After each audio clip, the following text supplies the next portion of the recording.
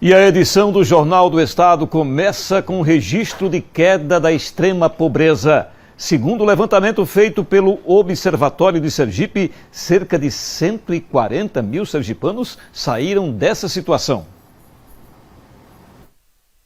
Os dados já eram esperados ao final de 2022, quando o Estado obteve resultados promissores, após um levantamento feito pelo Observatório de Sergipe, que revelou o salto em relação à queda no número de pessoas em condições de extrema pobreza, sendo que cerca de 140 mil sergipanos saíram de condições consideradas precárias. Com a paulatina melhora da economia e do mercado de trabalho, era esperado sim, mas de fato esse ano foi uma queda muito grande aí na taxa de pobreza e extrema pobreza, né? Quase 10% pontos percentuais de pobreza e 6% de extrema pobreza. Segundo a pesquisa, o cenário está muito associado à questão da transferência e distribuição de renda, já que se trata de um marco para a Sergipe, que conseguiu chegar em pontos percentuais baixos em relação aos últimos 10 anos. As pesquisas econômicas têm mostrado que a transferência de renda, né, ou seja, os programas como Bolsa Família,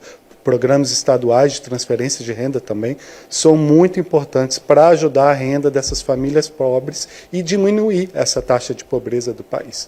E nos últimos 3 anos, 2020, 2021 por causa da pandemia e 2022 também o cenário político, os auxílios de transferências de renda foram substantivos e isso acabou impactando a queda na pobreza no Brasil inteiro, em especial no Nordeste e Sergipe. Mas os dados ainda são alarmantes, sendo que existe cerca de 31% dos brasileiros vivendo em situação de extrema pobreza. Mas hoje o cenário tem mudado e um dos fatores determinantes foi a educação, sendo que existe um proporcional bem maior de jovens sergipanos tendo acesso às escolas, além de novas oportunidades de trabalho que surgem no mercado. Outro dado que a pesquisa trouxe foi essa redução dos nem, jovens que nem estudam nem trabalham. Isso é muito positivo mesmo, porque eram pessoas que 2 anos atrás não estavam na escola nem no mercado de trabalho.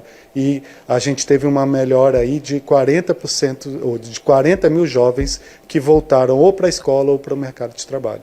A desigualdade social ainda é muito presente, apesar de ter ocorrido uma queda em um ano.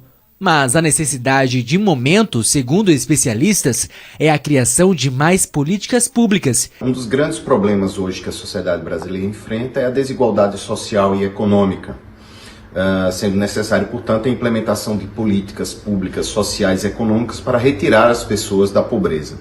No entanto, um outro fator que é fonte de violência e de sofrimento para os pobres, é aquilo que se denomina hoje de aporofobia. E o que é a aporofobia? A aporofobia é o medo, é o rechaço, é o ódio ao pobre. Ou seja, o preconceito não reside na questão racial, gênero ou orientação sexual.